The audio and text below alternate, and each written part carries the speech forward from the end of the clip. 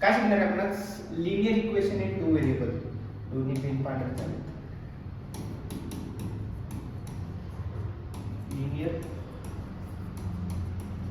Equation in two variable.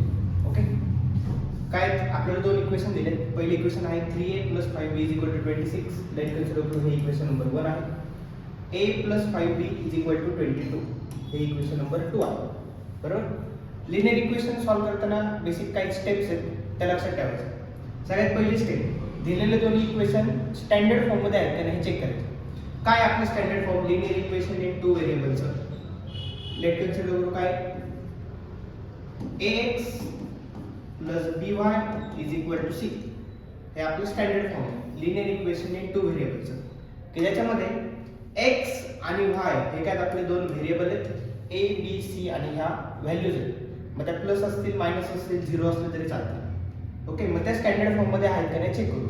काय, एक variable दुसरं व्हेरिएबल = नंबर, व्हेरिएबल दुसरं व्हेरिएबल = नंबर. साइन काही असलं तरी चालेल. ही झाली फर्स्ट स्टेप. सेकंड स्टेप, दोन व्हेरिएबल पैकी कुठल्या तरी एका व्हेरिएबलचा जो कोएफिशियंट आहे, तो कोएफिशियंट म्हणजे काय, तर त्या व्हेरिएबल बरोबर असलेला जो नंबर आहे त्याला म्हणायचं कोएफिशियंट. मग हा जो कोएफिशियंट आहे तो खालीवर दोन्हीकडे कुठल्या तरी एका व्हेरिएबलचा सेम पाहिजे. म्हणजे काय, आता सध्या पहिले इक्वेशनचा जो a त्याचा व्हेरिएबल आहे 3, इथे काहीच नाही म्हणजे इथे आहे 1. बरोबर. या b चा कोएफिशियंट आहे 5, या b चा कोएफिशियंट आहे 5. आता b चा कोएफिशियंट सेम दिसतोय. सेम नसेल तर तो सेम करून घ्यायचा. ओके, ही झाली सेकंड स्टेप. पहिली स्टेप होती लिनियर इक्वेशनचं स्टँडर्ड फॉर्म आहे का नाही चेक करायचं. दुसरी स्टेप, कोएफिशियंट सेम आहे का नाही चेक करायचं. असेल तर चांगलं, नसेल तर करून घ्यायचं. ओके, आता बघायला गेलं तर दोघांचा कोएफिशियंट सेम आहे. मग आता ठरवायचं त्या दोघांची ऍडिशन करायची का सबट्रॅक्शन करायची. स्टेप नंबर 3, जर दोघांचे साइन सेम असतील, प्लस प्लस नाही सेम असतील, तर दोघांची करायची सबट्रॅक्शन. आणि दोघांचं साइन डिफरंट असेल म्हणजे लेट कन्सिडर करू, वरचं प्लस असतं खालचं निगेटिव्ह असतं, तर मग या कंडिशन मध्ये ऍडिशन करायचं. आता काय, दोघांचं साइन सेम आहे, मग दोघांचं साइन सेम आहे तर करायची सबट्रॅक्शन. मग सबट्रॅक्ट काय करायचं आपल्याला, सबट्रॅक्ट इक्वेशन नंबर 1 आणि इक्वेशन नंबर 2. मग दोन्ही इक्वेशन घेऊ. काय पहिलं वाला equation, 3a + 5b = 26. Equation number 1. दुसरं इक्वेशन आहे काय सांगितलं इथं, 1a + 5b = 22. आता काय करायचं आपल्याला, दोघांची करायची सबट्रॅक्शन.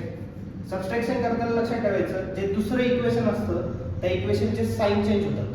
म्हणजे काय, आता इथे काहीच नाही म्हणजे काय, तो प्लस आहे, प्लसचा चेंज होऊन काय होणार आहे, मायनस.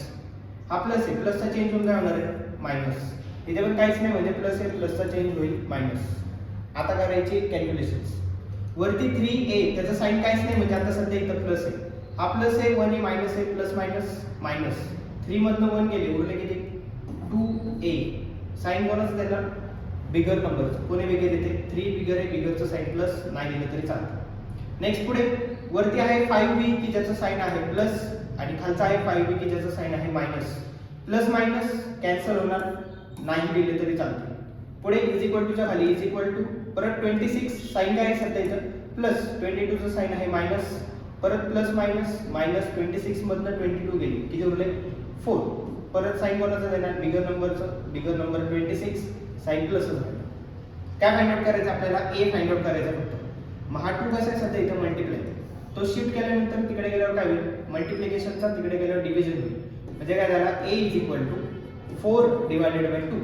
डिवाइड होत असेल तर डिवाइड करू, 2 1 2, 2 2 4. a = 2. हे आला फर्स्ट आन्सर, a = 2. नेक्स्ट काय फाइंड आउट करायचं आहे, आताशी एक व्हेरिएबल फाइंड आउट झाला, आता करायचा दुसरा व्हेरिएबल फाइंड आउट. मग आता ही जी व्हॅल्यू आली a = 2 ही कुठल्या तरी एका इक्वेशन मध्ये पुट करायची. मग एका इक्वेशन मध्ये पुट करू, लेट कन्सिडर करू, put in equation number 1. Put a = 2 in equation number 1. काय इक्वेशन नंबर 1 आपलं, 3a + 5b = 26. मग जिथे जिथे a दिसेल तिथे तिथे काय पुट करणार आहे आपण आता, 2 पुट करणार, बाकी सगळे ऍज 3. तसाच a ची व्हॅल्यू काय आली आता, 2 + 5b as it is equal to 26. Okay 3 to the 6 plus 5b is equal to 26. काय फाइंड आउट करायचं आपल्याला? b फाइंड आउट करायचं. मग b फक्त इथे ठेवायचा, बाकी सगळे नंबर दुसऱ्या साईडला शिफ्ट करू. पहिले 6 शिफ्ट करू. 6 कसा आता इथे प्लस, तिकडे गेल्यावर काय होईल? मायनस.